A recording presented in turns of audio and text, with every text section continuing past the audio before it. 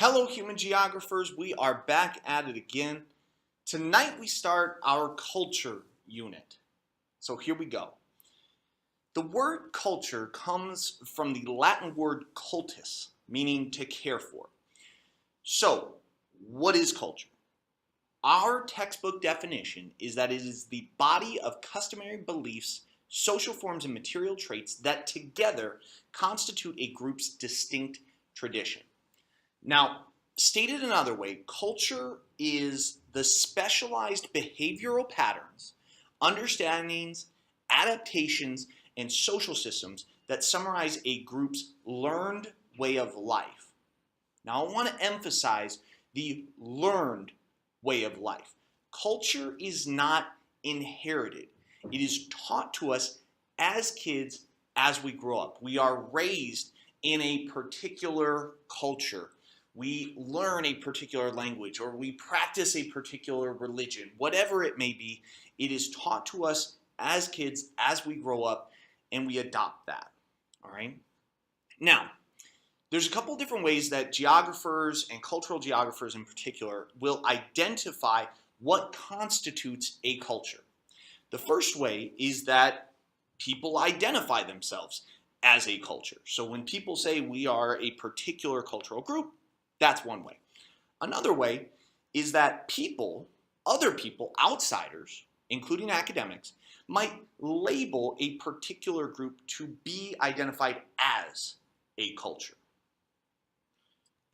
All right, so let's take a look at the different individual components that help to eventually make up what we call culture. So we'll start with the individual. When an individual person repeats an act over and over and over again, we call that a habit. Now, to be very clear, a habit doesn't define a culture. Picking your nose is a habit, but it doesn't define a culture because it's not a group of people performing this. But when a group of people continue a particular action so much so that it becomes characteristic of them, now we're starting to get closer to culture. And we call these things customs. Customs are the frequent repetition of an act to the extent that it becomes characteristic of a group of people performing that act. Now, one way of characterizing it is custom. Another name for basically the same exact thing, and a term that is more often used by cultural geographers, is culture trait. A defining characteristic of the culture that is shared by most, if not all, members. It's an individual, it is a single act repeated by most, if not everybody in the group. And cultural geographers will use the term culture trait more than custom, even though they mean basically the same thing. Cultural traits are the smallest distinctive units of culture. Traits could include things like language or slang that is spoken, tools that are used, or games that are played. A trait might be an object, like a fish hook, could be a technique, like weaving or knitting of a fishnet, or it could be a belief, like in the spirits that reside in bodies of water. Now, let me use another example. The Amish are a very traditional, what we will classify as folk culture group, living in the eastern part of the United States. All right.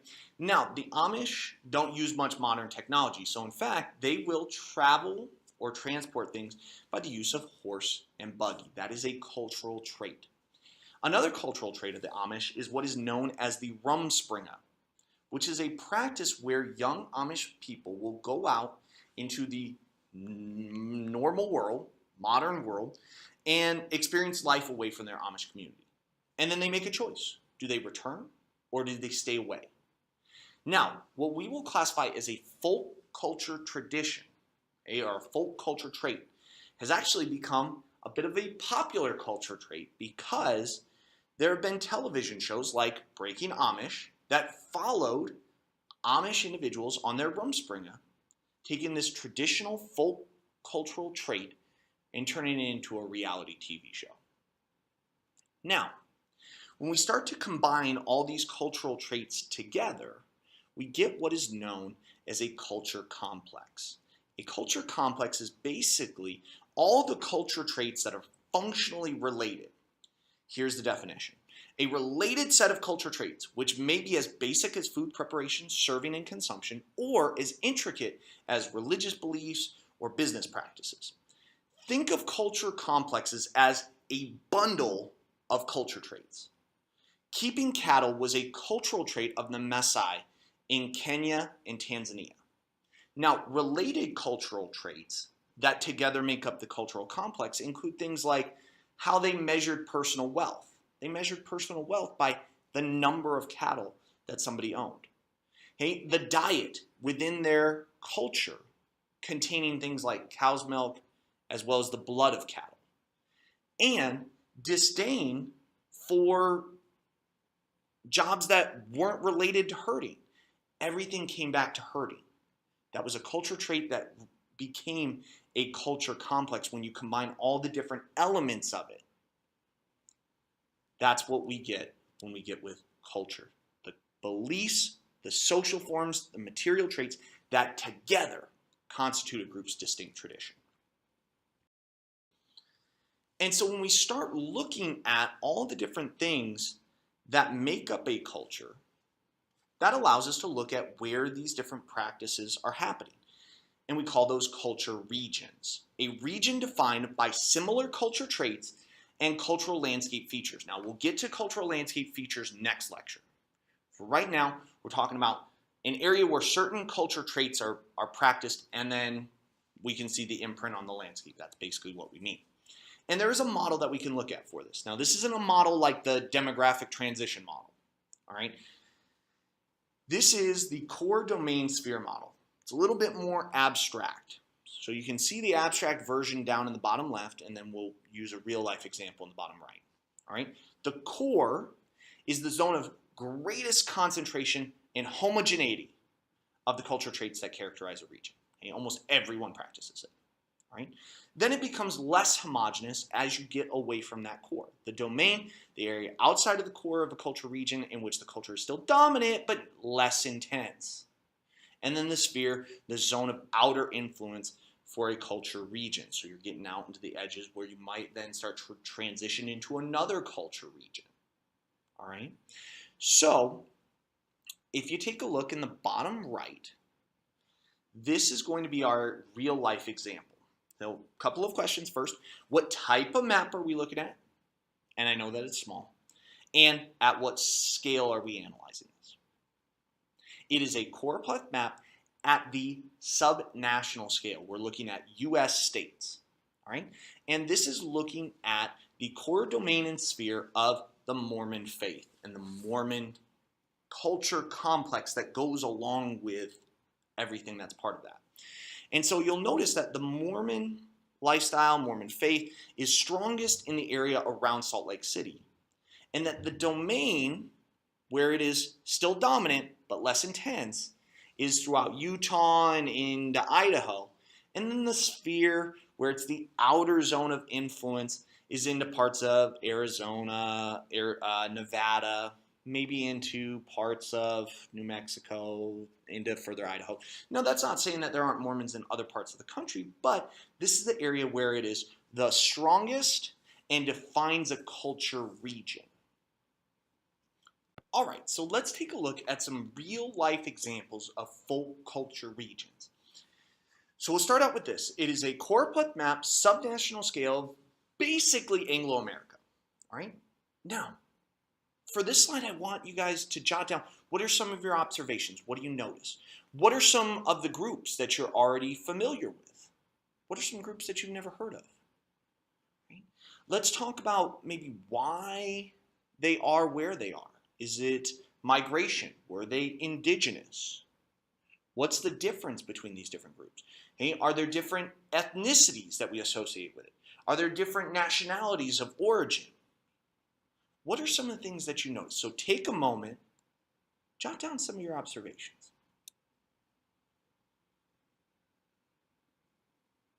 And now we move on.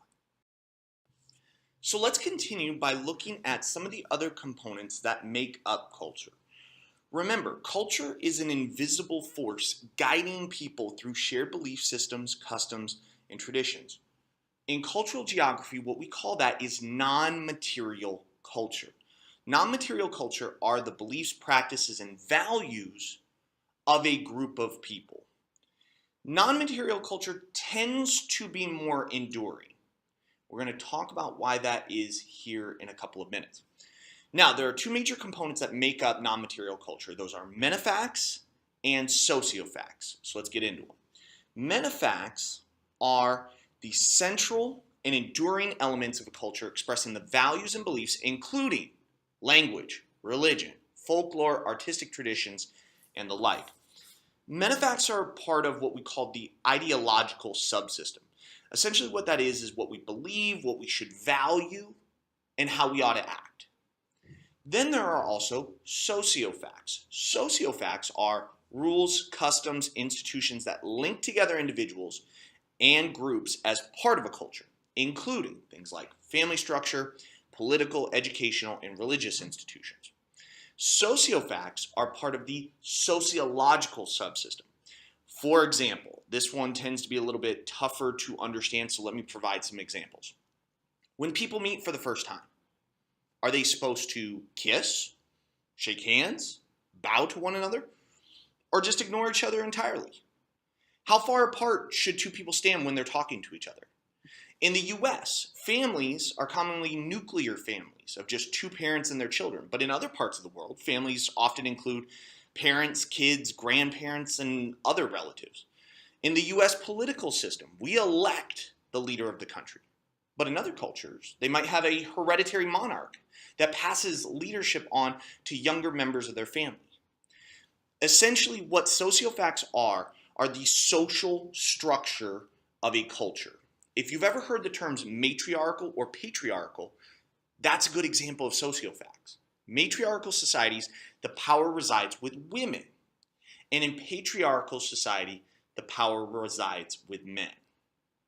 Now, we mentioned that culture is invisible, but there is also a visible force in culture that is seen in a group's actions, its possessions, and its influence on the landscape. We call that material culture. The physical items produced and used by members of a specific culture group and reflective of their traditions, lifestyles, and technologies.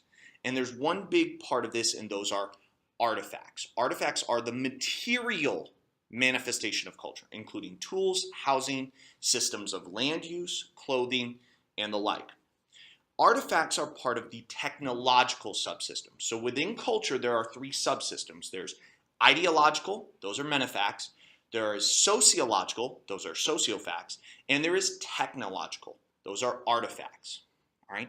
Artifacts are part of the technological subsystem, which includes objects, but also the techniques that we use with those objects. Right?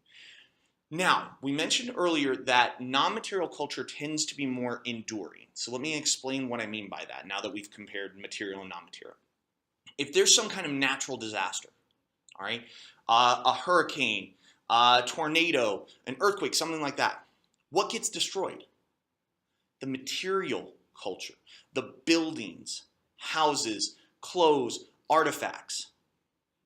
But what remains? The non-material cultures, okay? The non-material elements of culture. So the language is preserved. The religion is preserved. The social structure is preserved. Whether it's matriarchal or patriarchal, doesn't get destroyed in a hurricane. That's why non-material culture tends to be more enduring. So let's take a look at some specific examples of non-material and material culture. So on the left side, we've got language, religion, ethnicity, values, beliefs. But let's add to that myths, theologies, legends, philosophy, ethical systems, the practices that a certain culture has, symbolic meanings, and aesthetics, what a certain cultural group will consider attractive. Those are non-material culture traits. Then we also have material culture. Material culture, your buildings, tools, clothing, art and music, food, but also things like sports and dance, furniture, and many other physical objects.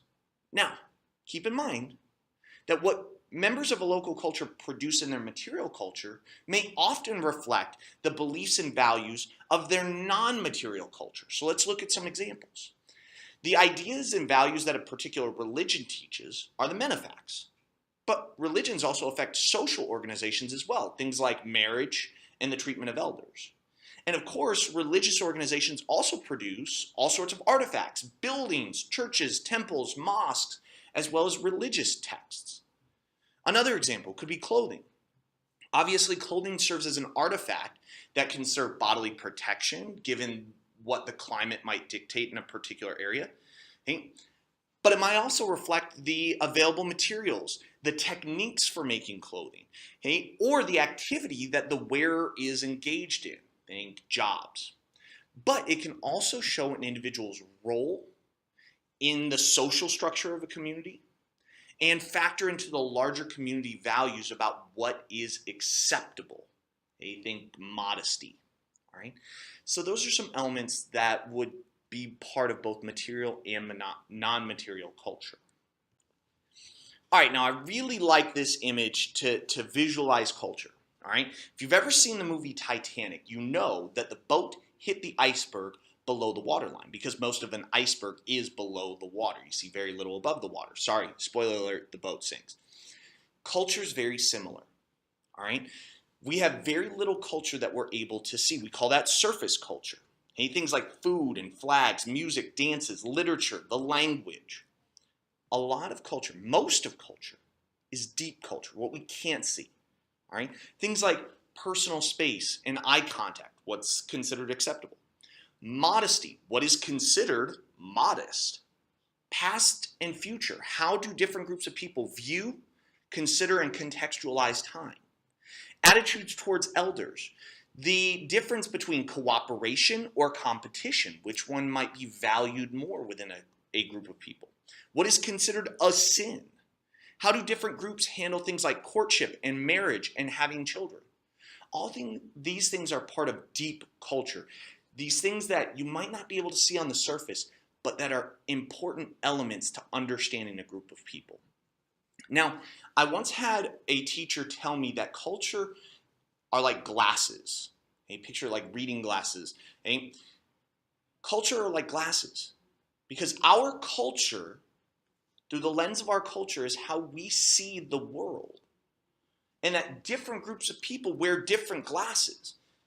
And so later on, we'll talk about ethnocentrism and how ethnocentrism is using our cultural values to evaluate another culture. Okay? We're evaluating another culture using our glasses. And so to really and truly understand another culture, we want to take off our glasses and try and put on theirs. Shifting gears a little bit, now we're going to talk about where did cultures begin. And we call these areas culture herds or hearts, the place of origin of a major culture.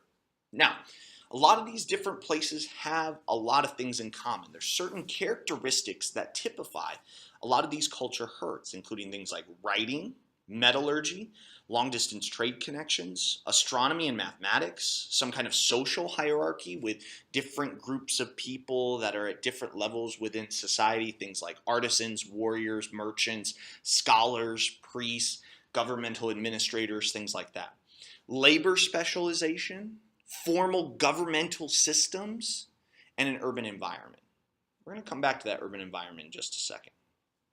So if you take a look at this map, you notice that some of these different areas include Egypt, Crete, Mesopotamia, the Indus River Valley of the Indian subcontinent, northern China, southeastern Asia, western Africa, Mesoamerica, as well as Andean America. Now, the specific herds may vary depending on which cultural geographer you speak to, but one of them that I want to talk about right now is the Andean herd. And as an interesting note, 55% of the current national populations of several Andean countries, including Bolivia, Peru, and Ecuador, are indigenous. We're going to come back to that in a couple of minutes. So another way of visualizing the same kind of thing. Now notice we're looking at a choropleth map, national scale. Notice that this is a goods interrupted Homogeneous projection. And notice that the green, the dark green, are the herds of ancient culture. Now notice that these are the same herds of agriculture that are the same herds of urbanization. Remember, what's the connection between all of that? Why could we explain why agriculture, urbanization, and culture all emerged in generally the same places. All right. Now, I also want to draw your attention to, and I know in your notes that it's black and white, it's gray, okay, but notice the gold on here. Those are the hurts of modern culture, what we will in just a moment define as popular culture. Now, at the global scale, North America, Western Europe, Japan, as well as places like India and South Korea exert the greatest influence on popular culture. North America is largely the hearth of things like movies, television, music, sports, as well as things like fast food. Japan is the hearth for a lot of children's television shows, video games, and new entertainment technology. Western Europe is a hearth for fashion, television, art, and philosophy. South Korea is a hearth for television dramas, movies, and pop music. And India is especially a hearth for movies. We're going to talk about a couple of those throughout this unit. Now, I've been using the terms folk culture and popular culture throughout this entire lecture. Let's define that. And that's important because that's the title of this particular chapter. Let's differentiate these two. Folk culture, by definition, is culture that is traditionally practiced by a small, homogeneous, rural group living in relative isolation from one another. Now, folk culture, when we say that it is traditional, a lot of times it's defined by a religion, a cohesive community, or isolation from others. And oftentimes folk culture will have defined gender roles. It's small, meaning that typically these communities are self-sufficient with a subsistence economy. They're fairly homogeneous. Cultural values are often passed down generation to generation, oftentimes through oral storytelling. Fairly rural, meaning that buildings are often built with local materials and built by the community or the owner of that building. Food is locally produced and oftentimes limited by tradition. The scale that we analyze folk culture is often more local or regional. And they're isolated, meaning that diffusion occurs very slowly and typically only through relocation diffusion. All right. Now, one of our textbooks actually differentiates folk culture from indigenous culture. I used that term a few minutes ago. To clarify that, indigenous people are often self-identified tribal people whose social, cultural, or economic conditions distinguish them from the national society of the larger state in which they occupy. Now, to simplify that a little bit, indigenous people were present in that state territory at the time of either conquest or colonization. So to really differentiate that from folk culture, indigenous cultures were colonized, while some folk cultures may have diffused through colonization or some other form of relocation diffusion. Some examples of indigenous populations might include Native Americans, the hill tribes of South Asia, and Mayans of Mexico, Belize, Guatemala, Honduras. All right. Now, to differentiate that, we've got popular culture. Popular culture is culture found in large heterogeneous societies that share certain habits despite differences in other personal characteristics. Popular culture tends to be more associated with urban environments, tends to be more diverse, and with an emphasis on the individual and less defined gender roles. Diffusion often occurs rapidly through contagious and hierarchical diffusion, and culture traits change very quickly, which is why it's sometimes called mass culture. Social media and the internet are huge with the diffusion of popular culture. Buildings are often constructed with materials from a variety of different areas, constructed by companies that specialize in it. Goods are typically mass-produced in factories, so styles vary more over time than they do over space. In other words, it means that different cities might have similar styles built in the same time period. Okay? So they might have similar style houses built in the 1990s compared to the houses that were built in the 1950s. Food is often imported with more variety. The scale that we look at popular culture is often the national or global scale. Now, a lot of cultural geographers tend to think less of folk and popular culture as separate entities and more as two ends of a continuum, two ends of a spectrum, with most cultures fitting somewhere in between folk and popular culture. So how does culture spread? Well, first off, we have to point out that culture does spread. It's been estimated that no more than 10% of cultural items for any society are traceable to innovations created by its members, and that the other 90% come to a society through diffusion. So it's important for us to understand that it does diffuse. And we have those two broad branches. We have expansion and relocation. Expansion includes things like contagious diffusion, hierarchical diffusion. Okay? If you remember, we talked about hierarchical diffusion. A good example of that was fashion. Okay? One of the textbooks uses Kate Middleton, the Duchess of Cambridge, as an example. When she got married, her wedding dress was copied within hours of her wedding. Hey, in fact, within 10 hours, Kleinfeld in New York had replicated her dress and had women saying yes to that dress within 48 hours. Now, this is a new one that we're introducing, reverse hierarchical diffusion. Okay? That starts from the bottom and works its way up to mass culture, to popular culture. Good example, the spread of tattoos. Okay? Tattoos largely began in areas that had seaports, military bases, or prisons, but now have become so common in many parts of society. Walmart spread through reverse hierarchical diffusion, as well as other forms. Okay? Started out in small towns before making the jump to big cities in the 1980s and 1990s. Stimulus diffusion, remember, that's taking the underlying principle. Hey, we used surfing as an example. Surfing became really popular in the 1960s and was helped by movies like Endless Summer. And then in the 1970s, sidewalk surfing, what we now call skateboarding, really became popular. And then by the 1980s, snowboarding had gained a following, okay, with some opposition from skiers. Now, on the other side, relocation diffusion. Hey, remember, that's the bodily movement of people. A good example, the diffusion of pizza, which was brought to the United States in the late 1800s. Or you could also go with other examples like the spread of European language or religion during the Age of Exploration. So let's take a look at the visualization for these different types of diffusion. Contagious diffusion, remember, spreads through contact and will often spread like ripples in water radiating out from the earth. That ripple effect is associated with the friction of distance, which states that the farther two areas are from one another, the less likely there is to be interaction between the two places. Okay, which then explains distance decay when it comes to the diffusion of cultural traits and practices. But there's also space-time compression. Space-time compression, remember, makes distant areas less distant through transportation and communication improvements. And one of those communication improvements would be the internet and social media. Right? That helps to speed along the diffusion of popular culture. But not everywhere has access to this. China, for example, limits the use of or restricts Facebook, YouTube, and other social media platforms. In fact, they have their own social media platforms. One of them is called Renren, which means everybody, and is basically Chinese Facebook down to the color scheme which it copied from Facebook.